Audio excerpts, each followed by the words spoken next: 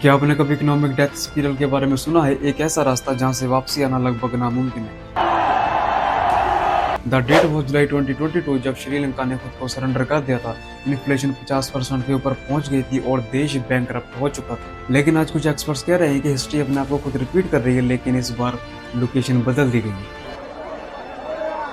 वही कर्जे का बोझ, वही सियासी उथल पुथल और महंगाई का तूफान। लेकिन बहुत बड़ा ट्विस्ट यहाँ पर यह है कि पाकिस्तान के पास न्यूक्लियर पावर है और श्रीलंका के पास नहीं थी। श्रीलंका की पॉपुलेशन 2 करोड़ थी, लेकिन पाकिस्तान की 24 करोड़ है। अगर श्रीलंका का गिरना एक छोटा हादसा था तो पाकिस्तान का कोलैप्स एक बहुत बड़ा कैटास्ट्रोफी हो। क्या वाकई पाकिस्तान अगला श्रीलंका बनने वाला है या सिर्फ ये एक डर है? आज के इस वीडियो में हम गहराई से उतरेंगे और जानेंगे वो 3 रीजन जो पाकिस्तान को तबाही की तरफ धकेल रहे हैं।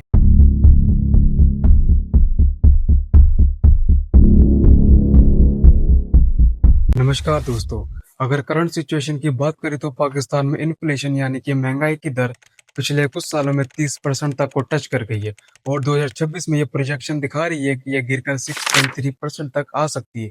लेकिन ग्राउंड रियलिटी अभी भी मुश्किल में है और पाकिस्तान का फॉरेन एक्सचेंज रिजर्व एक टाइम पर इतना गिर गया था कि उनके पास सिर्फ 2 हफ्तों का ही इंपोर्ट का पैसा बचा था। इसका पहला कारण है कर्जे का जाल। पाकिस्तान ने ऐसे प्रोजेक्ट में पैसा लगाया जिनसे उनको कोई रिटर्न नहीं मिला, जैसे कि CPEC यानी कि चाइना पाकिस्तान एक्सचेंज कॉरिडोर।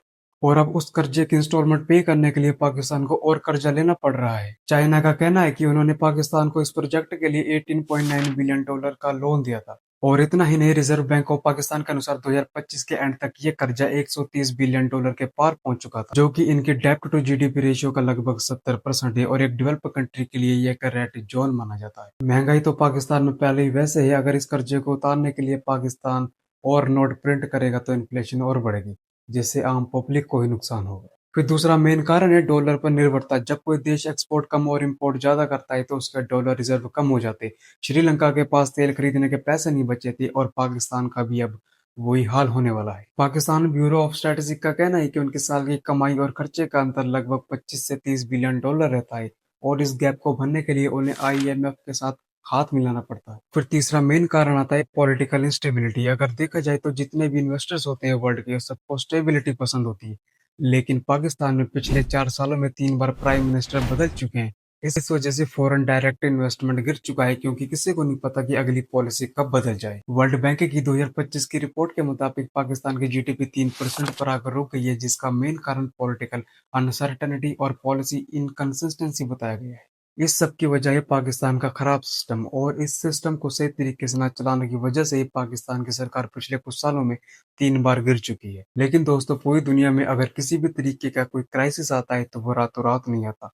उसके पीछे कुछ गलतियां हुई हुई होती है, जैसे कि पाकिस्तान में हुई। पाकिस्तान में इसके पीछे 3 बड़ी गलतियां हुई हैं जिसकी वजह से ये सारी दिक्कतें पाकिस्तान फेस कर रहा है। उनमें से सबसे बड़ी गलती ये हुई थी, जो कि आज भारत में भी हो रही, अमीरों को सुविधाएं देना। अगर हम एक नजरिए से देखें तो ज्यादातर मात्रा में जो टैक्स वसूला जाता है वो गरीब यानी मीडियोकर लोगों से वसूला जाता है, बल्कि जमींदार, पॉलिटिक्स और जनरल लोग इसका फायदा उठाते हैं। पाकिस्तान का टैक्स GDP पिछले कुछ सालों से 9-10% पर लटका हुआ है। हालांकि 2024-25 में इसे 10.3% तक लाने की कोशिश भी की गई, लगभग 10% के ऊपर। हालांकि कुछ रिपोर्ट के अनुसार ये भी दावा किया गया है कि इसने 15% को टच भी किया, लेकिन फिर भी देखा जाए तो ये बाकी कंट्रीज के अकॉर्डिंग काफी कम है। अगर कारोबार खेती बाड़ी के ऊपर भी नजर मारे तो यहाँ पर भी ये बहुत इंपॉर्टेंट सवाल आता है हर देश के लिए कि खेती बाड़ी से कितनी GDP स्ट्रॉन्ग होती है और कितनी नहीं। पाकिस्तान की GDP का लगभग 25 और से 23%, मिनिमम 23% और मैक्सिमम 25% सिर्फ एग्रीकल्चर से आता है। लेकिन वहां पर भी बड़े बड़े जिम्मेदारों, अमीरों के लिए डायरेक्ट जीरो टैक्स है। ये यहाँ पर बहुत बड़ी डिस्क्रिमिनेशन होती है नॉर्मल फार्मर्स के लिए और अमीरों के लिए। IMF की रिपोर्ट के अनुसार पाकिस्तान अपने GDP का 5 से 6% सिर्फ सब्सिडी और करप्शन में खो देता है, सिर्फ अमीर जिम्मेदारों की वजह से। पाकिस्तान का बजट एलोकेशन हमेशा से विवादित में रहा है, क्योंकि वहाँ का असली पैसा डेवलपमेंट करने के बजाय डिफेंस और कर्ज चुकाने में जाता है। अगर हम डिफेंस सेक्टर की बात करें तो वहाँ का बजट भी 2024-25 के अनुसार पाकिस्तान सरकार ने बढ़ाकर 17.6% से 2.12 ट्रिलियन कर दिया है, जो कि एक बहुत बड़ा हिस्सा माना जाता है पाकिस्तान की GDP का अपने डिफेंस सेक्टर पर खर्च करने के लिए। पाकिस्तान की सरकार डिफेंस बजट का तो बढ़ा रही है, लेकिन बाकी जरूरतों का क्या? पाकिस्तान की GDP का लगभग 2% से भी कम एजुकेशन और हेल्थ केयर के लिए स्पेंड होता है। इसका मतलब ये है कि 100 रुपए में से एक बहुत बड़ा हिस्सा बॉर्डर और वेपन बनाने के लिए इस्तेमाल किया जाता है। लेकिन बाकी जरूरतें जैसे कि स्कूल और हेल्थ केयर इसी प्रॉब्लम से जूझ रहे हैं। बात यहाँ पर ही खत्म नहीं होती। जब सीपीईसी की बात चलती है तो सबसे बड़ा ट्विस्ट पैदा होता है। सीपीईसी यानी चाइना पाकिस्तान इकोनॉमिक कॉरिडोर, जिसको बनाने के लिए पाकिस्तान ने चाइना से $30 बिलियन का लोन लिया था। ये लोन कोई मामूली लोन नहीं बल्कि हाई पेइंग इंटरेस्ट लोन था। इन सभी बातों से आपको भी अंदाजा लग चुका होगा कि पाकिस्तान कर्जे के किस दलदल से जूझ रहा है। नए हाईवेज और क्वाड रिपोर्ट अभी तक वो रेवेन्यू नहीं जनरेट कर पाए जो कर्जा चुकाने के लिए उपयुक्त हो। और इसी कर्जे को चुकाने के लिए पाकिस्तान को एक चाइना से फिर नया लोन लेना पड़ रहा है ताकि वो अपना पुराना कर्जा चुका सके।